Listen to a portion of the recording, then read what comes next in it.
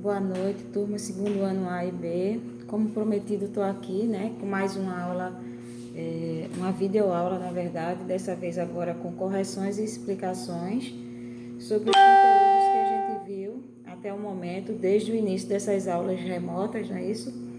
Onde eu selecionei, na verdade eu não coloquei nem todos os conteúdos dentro dessas questões, porque seria impossível, né? Do dia 17 de março até agora, ficaria difícil abordar em 10 questões, 12, todos os conteúdos. No entanto, eu selecionei, na verdade, alguns mais importantes e necessários para a compreensão de vocês e principalmente vocês futuro vestibulando, né? Eu vou estar olhando para a tela e vou estar olhando, no caso, a tela que está sendo filmada, no caso do celular, e também para a tela do computador onde estão as questões, certo? Então não estranhe quando eu estiver virando o rosto para lá, porque eu vou estar visualizando as questões, mas vou estar alternando entre vocês aqui na telinha do celular e a tela do computador, ok? Então vamos lá, vamos iniciar para o vídeo não ficar tão cansativo, não é isso? Primeira questão, a gente está vendo no segundo ano, o que mais gasta tempo no segundo ano, durante o ano letivo, e esse ano ainda mais, dessa forma que a gente está, com as aulas remotas, é a parte de classificação dos seres vivos ou taxonomia. É o que a gente começou nas aulas presenciais e vai dar continuidade até o final do ano letivo, onde eu espero ainda dar tempo de pegar ainda a parte dos sistemas. Mas se a gente não pegar a parte dos sistemas agora, a gente vê no ciclo, no próximo ano, dando continuidade, certo? Então, vamos lá. Primeira questão diz: toda a biodiversidade conhecida e catalogada pela ciência tem uma classificação na biologia. Sobre o sistema de classificação dos seres vivos, assinale verdadeiro ou falso. Então, vamos lá para o primeiro parêntese. Na classificação dos seres vivos em categorias taxonômicas, classe é um grupo de famílias. Se vocês olharem a própria ilustração que está na terceira questão, dê uma olhadinha aí quando vocês começarem a corrigir junto comigo, certo? A terceira questão, eu coloquei uma ilustração que vai abranger todas as categorias taxonômicas, desde a mais, que pode dizer, específica, a básica, a base mesmo, como se fosse o alicerce, que é a espécie, que está de verdezinho lá embaixo, a última das categorias, que é o domínio, que nem é muito usado até o momento, tá? Mas é uma categoria nova, certo? Atualizada. No entanto, os autores ainda estão usando geralmente até o reino, mas vamos até o domínio, certo? Então vejam, espécie, isso aqui, começando da espécie, que está lá embaixo em verdezinho, vai, espécies muito, posso dizer, semelhantes vão formar gênero, gêneros semelhantes vão formar famílias, famílias semelhantes vão formar ordem, ordens semelhantes vão formar classe, classe semelhante, filo, se for animal, divisão, se for plantas, e reino, e filos semelhantes ou divisão semelhante vão formar os reinos. Os reinos estão inseridos no domínio, que é a mais atual das categorias taxonômicas, certo? Mas que até o livro de vocês, ora cita essa categoria, esse domínio, ora diz que os autores ainda não estão tão acirrados no seu uso, certo? Então, veja, o que é que diz? Por que a senhora foi para essa questão, professora? Por que foi para essa ilustração? Porque essa ilustração ajuda vocês a responder esse parêntese. Porque diz aí, ó, na classificação dos seres vivos em categorias, e o que está nessa ilustração são categorias, desde a espécie, a básica, até o domínio, certo? Então, as categorias taxonômicas, elas são citadas em dois sentidos. Ou no sentido decrescente, da maior para menor, certo? Decrescer, ó, diminuir. Ou da menor para a maior. Se a gente olhar essa ilustração da questão 3, de baixo para cima, a gente vai classificar essas categorias da menor para a maior, que vai da espécie até o domínio, ou poderia se dizer até o reino, certo? Se a gente for classificar as categorias taxonômicas da maior para a menor, a gente começa ou do domínio ou do reino até a espécie, ok? Então, quando diz que a classe é um grupo ou é um conjunto de famílias, está errado, porque se a gente volta para a questão 3, a gente vai ver que a classe, em ordem crescente, que é o correto em formação, em ordem evolutiva, começa-se da base, certo? Ô, professora, mas a senhora disse que pode citar de cima para baixo. Citar, posso citar, da maior para menor ou da menor para maior. Mas se eu vou querer colocar elas em ordem correta, começa-se do começo. E o começo é da espécie. E espécie, em seguida vem gênero, depois vem ordem, depois vem classe. Então, ao dizer nesse parêntese que classe é um grupo de famílias, está errado, porque classe é um grupo de ordem, certo? Então, olhem aí a ilustração da questão 3, que vocês vão entender essa questãozinha daí, ou na verdade, essa afirmação aí que está no primeiro parêntese da questão 1. Então, a primeira opção aí é falsa, ou na verdade, a primeira afirmação é falsa, porque era para dizer que classe é um conjunto de ordem, ok?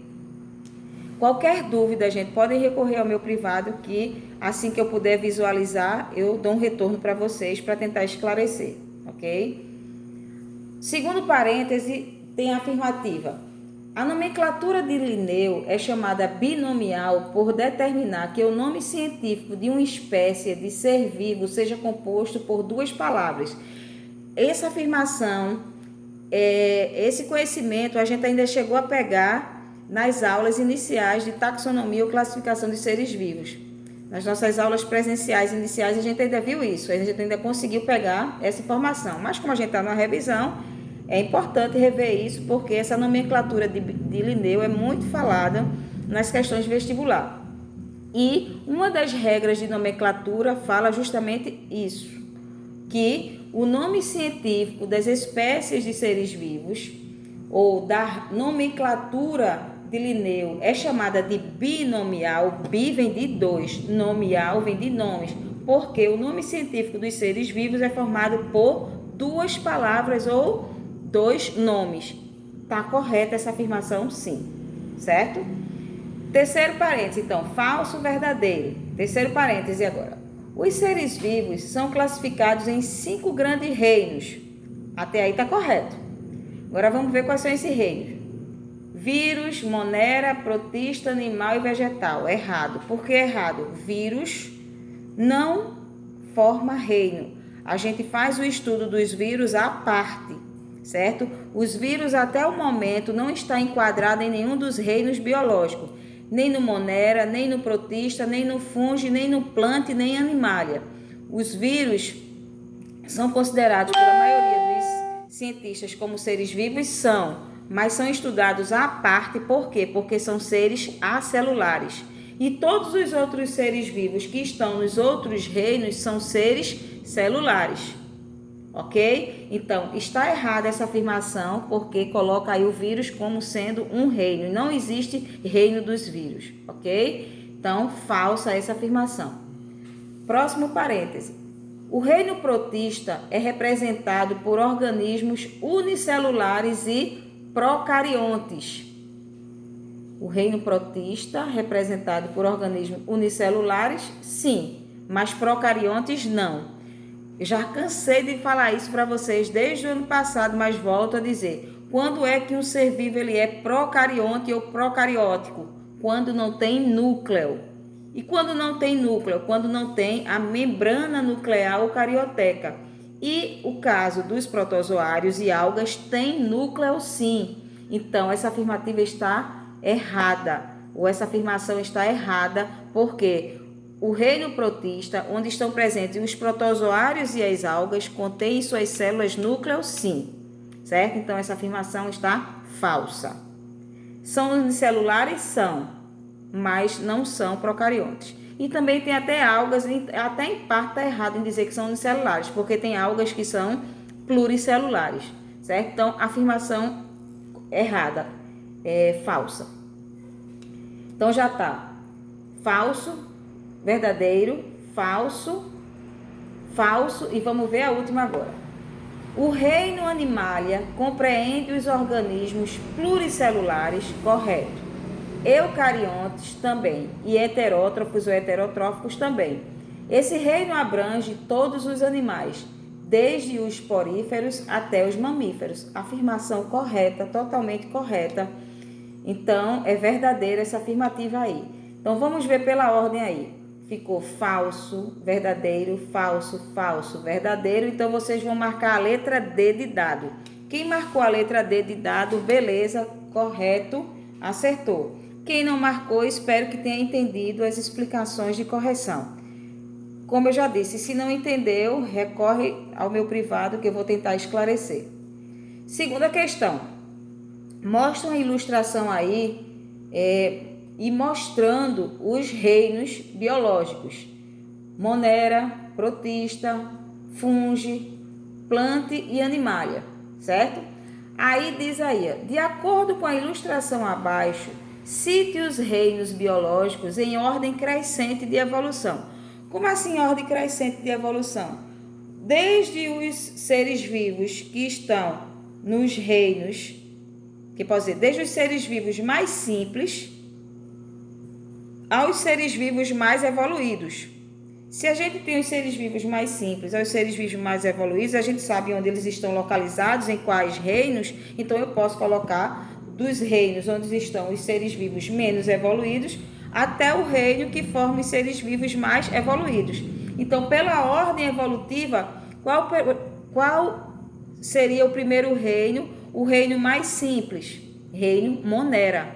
Reino Monera é o reino onde estão todos os tipos de bactérias e de árqueas, que são seres vivos semelhantes às bactérias, certo? São formas primitivas de seres vivos, ok? Então, Monera.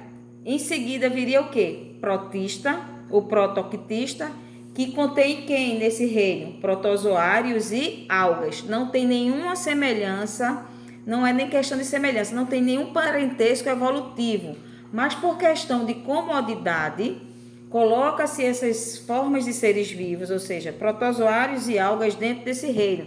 Qualquer dia desse, se a gente pegar um livro dizendo que surgiu um reino somente para as algas, a gente não tem que se surpreender não. Por quê? Porque esses dois, protozoários e algas, estão juntos no mesmo reino até o momento por comodidade dos taxonomistas.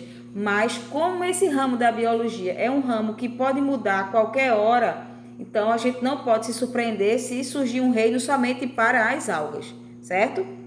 Então, primeiro Monera, depois protista, depois vem fungos. Os fungos, ó, o reino fungi já está dizendo onde estão os fungos, certo? Depois vem as plantas, o reino plante. Se escreve plantae, mas se pronuncia plante, ok? E por fim, o reino animalia, ou pode-se ver também metazoa, tanto faz dizer animalia ou metazoa, que estão contidos todos os tipos animais, inclusive nós, seres humanos, que somos racionais, certo? Então, essa seria a ordem evolutiva dos reinos biológicos. Monera, protista, fungi, plante e animalia. Ok? Então, essa é a resposta da segunda questão. Espero que quem fez esteja acertando. Terceira questão. Aquela ilustração que eu falei para vocês, onde estão aí todos os tipos de categorias taxonômicas, desde a fundamental ou a básica, ou a mais específica das categorias, até a mais complexa, a mais abrangente, que é o reino, para muitos autores, ou para os considerados autores mais modernos, até o domínio, ok? Aí vamos lá. Só recapitulando, as categorias taxonômicas em ordem evolutiva é lida da espécie até o reino ou domínio, certo? Agora, para citá-las, eu posso citá-las de cima para baixo ou de baixo para cima. Mas em questão de evolução, sempre começa-se da espécie e vai até o reino ou domínio. Letra A.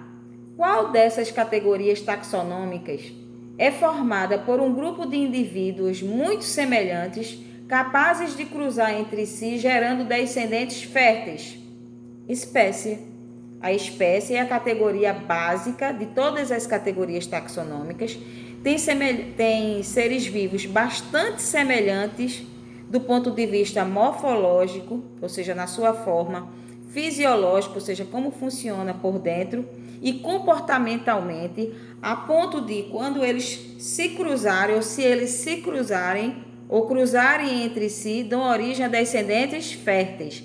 Eu até falei já em sala de aula, homem, mulher, mesma espécie, tendo relação sexual, se nenhum tiver nenhum problema de esterilidade, a tendência é gerar um novo ser humano, e que esse ser humano é fértil. Mas aí se eu pego uma égua e boto para cruzar com um jumento, eu estou cruzando espécies diferentes, porque a égua era para ser cruzada com cavalo e jumento com uma jumenta. Aí vai poder cruzar? Vai poder cruzar, porque eles são muito semelhantes do ponto de vista morfológico e fisiológico. No entanto, por algumas outras características, pertencem a espécies diferentes. Então, pode chegar a dar a vinha descendente? Pode, mas esse descendente obrigatoriamente vai ser estéril, que é, no caso, o burro ou a mula. Então, burro ou mula são seres vivos estéreis. Por que são estéreis? Porque resulta do cruzamento de espécies diferentes, certo? Então, a mais que posso dizer, a categoria taxonômica que exige mais semelhança morfológica, fisiológica e comportamental entre os seres vivos e que é considerada a base das categorias é a espécie, e que vai dar origem, se cruzar os seres vivos nela existentes, descendentes férteis. Então é a espécie, a letra A. Eu estou me prolongando muito em cada uma das questões avaliadas para que vocês tirem dúvidas, ok? Como ficou combinado. Letra B. Qual delas é a mais abrangente? Como eu já disse, considerando sempre a questão evolutiva, a básica, o início é a espécie. E a última delas é o reino, dependendo do autor do livro, ou pode ser o domínio. Mas vamos considerar o reino, já que o livro de vocês, para efeito de livro didático, de questões, ele não está considerando o domínio, sim o reino. Então, a mais abrangente, a mais complexa é o reino, ok? Cite essas categorias em ordem decrescente. É o que eu disse a vocês. Se for falar das categorias em ordem de evolução, começa-se sempre da espécie e vai até o reino ou domínio. Agora, se eu vou citar, eu vou poder citar tanto da maior para a menor ou da menor para a maior, porque aí eu não estou levando em consideração a ordem evolutiva, certo? Então, se está pedindo aí para citar, escrever em ordem decrescente, decresce, diminui, então eu vou dar maior para a menor. Então, vocês escolhem se querem botar domínio, reino, filo, divisão, classe, ordem, família, gênero, espécie, ou se começa do reino. Reino, filo, divisão, classe, ordem, família, gênero e espécie. Então, essa seria a ordem decrescente. Crescente seria o inverso, da espécie até o reino ou domínio. Ok? Vamos agora para a quarta questão. Na quarta questão diz: Linneu estabeleceu como língua padrão para escrever o nome científico de uma espécie o latim. A primeira opção já está aí no parêntese, latim. Tanto que os nomes científicos, quando eles não são escritos no latim, eles têm que sofrer a influência do latim, certo? Então, por que latim, professora? Porque todo estudo científico veio da Grécia, de Roma, certo? Toda a ciência veio da Grécia e da Roma. E a língua nesses países era o quê? O latim. Então, por isso que o nome científico dos seres vivos são escritos ou tem influência do latim, certo? Quinta questão. Preencha a segunda lacuna relacionando os reinos a seus representantes. Então, vamos lá. Protozoários e algas estão presentes em que reino? Protista ou protoctista? Número 2. Caranguejos. Caranguejos são o quê? Animais. A professora, que caranguejo logo como animal? Eu poderia colocar caranguejo, poderia colocar minhoca, poderia colocar... minhoca não, minhoca é anelídeos, perdão. Eu poderia colocar uma ave, poderia colocar um urso, mas eu preferi colocar um caranguejo. Eita! Eu agora dei uma viajada aqui dentro da classe, não, é isso mesmo. Mas eu quis colocar o caranguejo. É artrópode dentro de um filo de artrópode dos animais, mas eu poderia ter colocado até como é o nome? Uma barata, certo? É um animal, porque está dentro do grupo dos animais, certo? Porque existe desde os animais invertebrados aos animais vertebrados, ou seja, os animais mais simples, estruturalmente falando, aos animais mais complexos, estruturalmente falando. Então, eu coloquei aí o caranguejo, que é um animal invertebrado, mas é um animal, certo? Então, seria o número 5. Cogumelo. Cogumelo é um tipo de fungos, então, reino fungi, 3. Arqueias e bactérias são os seres vivos que estão no grupo ou no reino Monera, 1. Samambaia, é claro que é um tipo de planta, então, portanto, pertence ao reino Plante. Então, ficou a ordem o quê? 2, 5, 3, 1 e 4. Essa é a ordem. Espero que vocês tenham acertado. Vamos agora para a 6ª questão.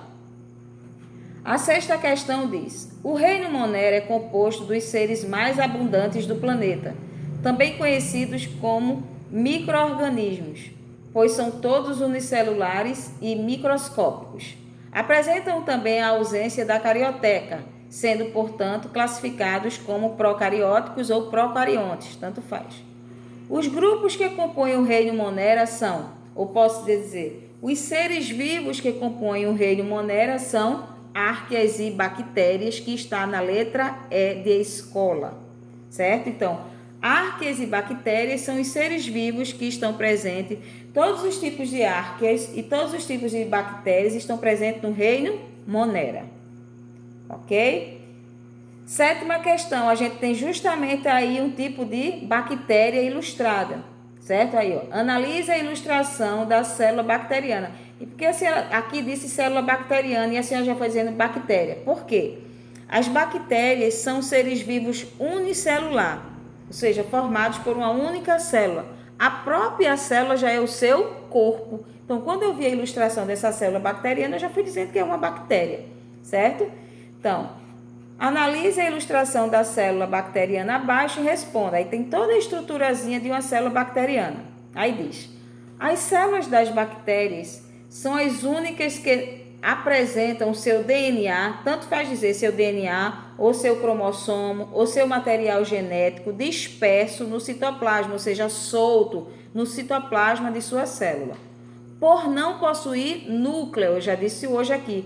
Quando é que uma célula não tem núcleo? Quando não tem carioteca ou membrana nuclear. Aí o que é que acontece? O material genético, o DNA, o cromossomo, que era para estar dentro do núcleo, fica solto no citoplasma, que é o que acontece com as bactérias. São os únicos seres vivos, dentre todos os seres vivos que existem na natureza, no mundo, que são considerados seres vivos com células sem núcleo.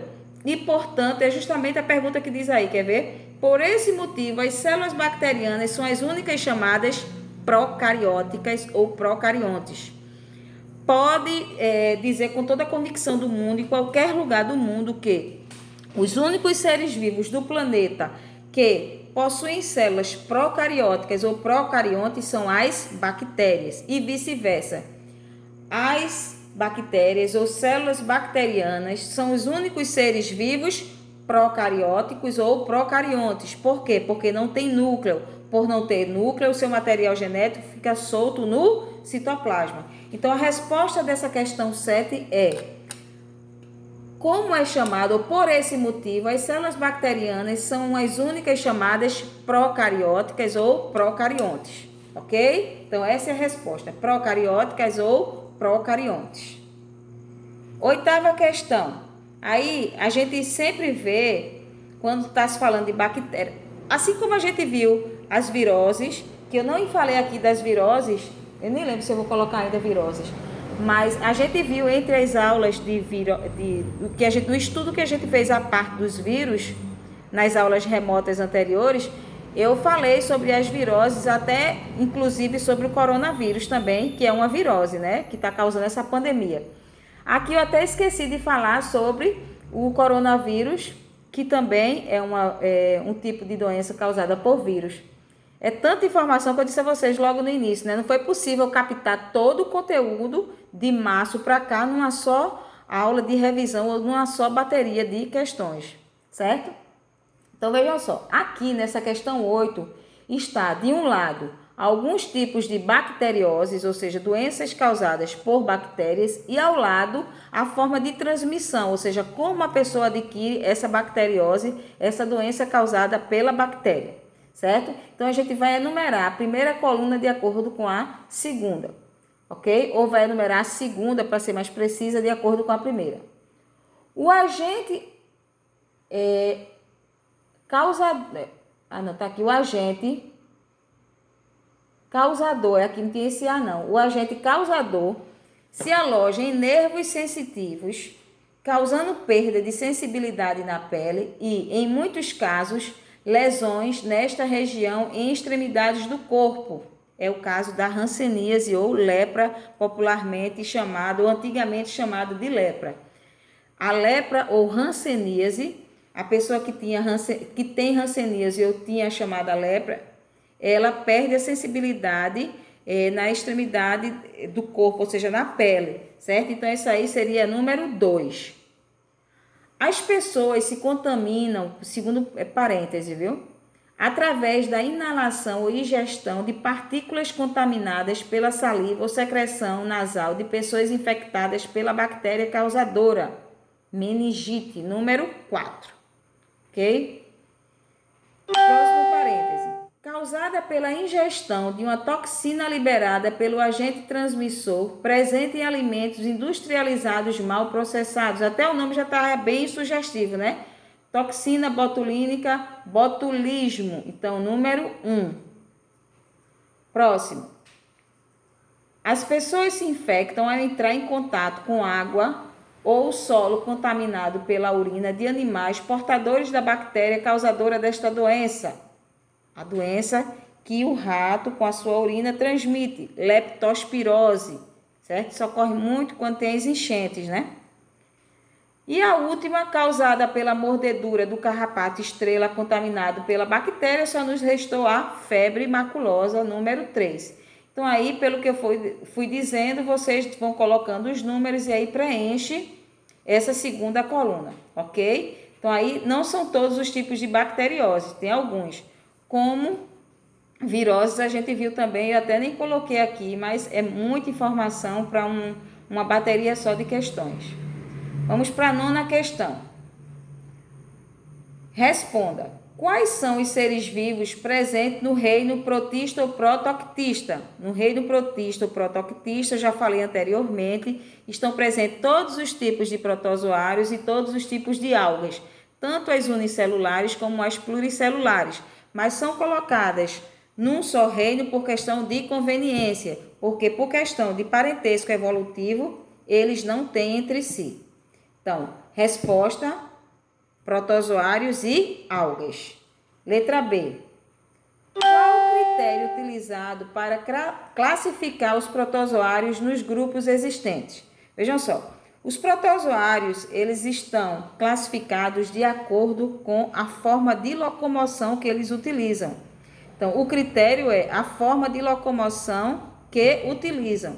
Então, existem os grupos de protozoários, e esses grupos foram classificados de acordo com a forma de locomoção que eles utilizam para se locomover, portanto, de um espaço para outro. E logo nas questão seguinte, está mostrando as principais formas de locomoção dos protozoários. Ó.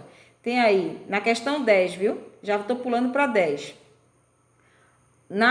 Tem aí, ó, observe os organismos representados nas figuras e responda. A primeira ilustração é uma ameba, que é um protozoário. A segunda ilustração é um paramécio, que também é um protozoário. A terceira ilustração é um protozoário também, que eu estou achando ele parecido aqui, esse protozoário, com o Trypanosoma cruzi, que causa a doença de Chagas, certo? Que tem essa flagelozinho como meio de locomoção. Então, qual forma de locomoção utilizada? Qual é a forma de locomoção utilizada por cada organismo acima e o nome desses representantes? O nome eu acabei de dizer, né? Nem sabia que era uma das perguntas. Então, vamos lá. O primeiro aí é um protozoário, ameba, certo? É a ameba, esse representante. E a forma de locomoção são pseudópodos, certo? Pseudópodos é a forma de locomoção. Segundo, ciliados, ou pode-se dizer que pertence ao grupo dos ciliados, é um paramécio, o nome desse representante, e tem como meio de locomoção os cílios, como se fossem os cíliozinhos dos nossos olhos, certo? Podem ver que em volta deles tem filamentos curtos e numerosos, que são os cílios e que vai promover a locomoção desses protozoários. O terceiro é justamente o Trypanosoma cruzi, certo? Esse representante Trypanosoma cruzi. E tem como meio de locomoção um filamento geralmente único que vai se locomover em ondulação, certo? Então, seria o Trypanosoma cruzi e a forma de locomoção é o flagelo, certo?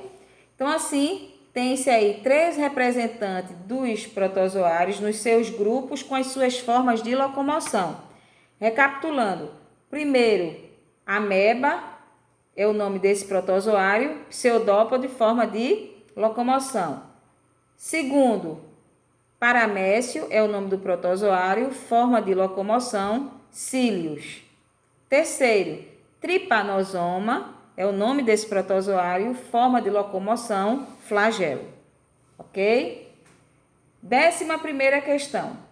Considere a imagem a seguir, retratando um tipo de moradia ainda muito comum no interior do país. Em muitas cidades, principalmente a área rural, ainda tem muito corriqueiro o uso dessas casas de pau a pique, que é o quê? Casas com estruturas de madeiras e socadas com barro, certo? Então, nessas casas, que são chamadas casas de pau a pique, é costume, eu posso dizer, é muito fácil encontrar o inseto chamado barbeiro, que é o vetor transmissor do protozoário Trypanosoma cruzi, que causa a popular doença de Chagas, certo? Que causa aquele inchaço no coração quando já está bem evoluído o quadro de doença de Chagas.